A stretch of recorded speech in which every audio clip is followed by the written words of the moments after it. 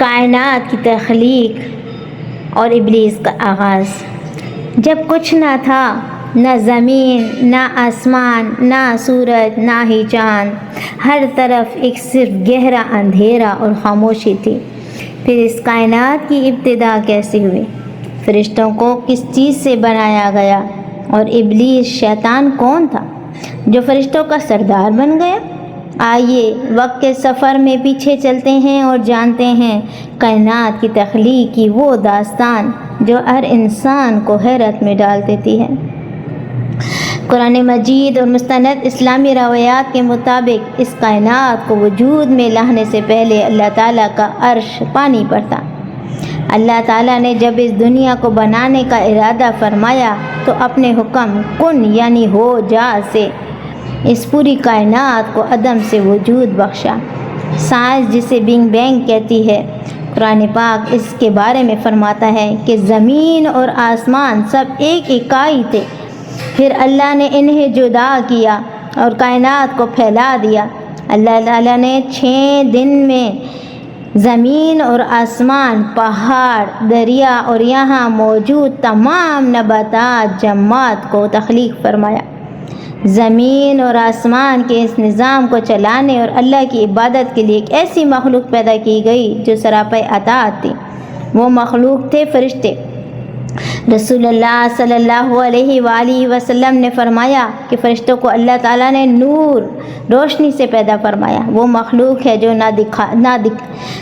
نہ کھاتی ہے، نہ پیتی ہے، نہ سوتی ہے اور نہ ہی کبھی اللہ کی نافرمانی کرتی ہے۔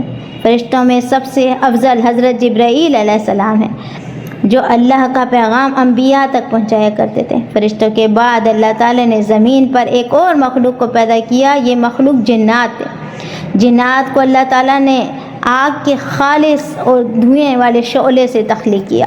انسانوں کی طرح جنات کو بھی اچھے اور برے کی تمیز و اختیار دیا گیا۔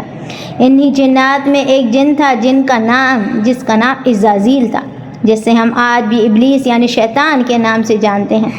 ابلیس کوئی فرشتہ نہیں تھا بلکہ وہ ایک جن تھا، لیکن وہ عام جنات جیسا نہیں تھا۔ وہ اللہ کی عبادت میں اس قدر مخلص اور آگے تھا کہ اس نے زمین کے چپے چپے پر اللہ کو سجدہ کیا۔ اس کی اسی کثرت عبادت اور علم کی وجہ سے اللہ تعالیٰ نے اسے ایک بہت بڑا مقام عطا کیا اور اسے فرشتوں کی صف میں شامل کر دیا۔ وہ فرشتوں کے ساتھ آسمانوں پر رہنے لگا اور مخلوق میں اس کی عزت بہت بڑھ گئی۔ ابلیس فرشتوں کے ساتھ آسمان پر خوش تھا، لیکن پھر اللہ تعالیٰ نے کائنات کی سب سے بہترین مخلوق کو بنانے کا فیصلہ کیا۔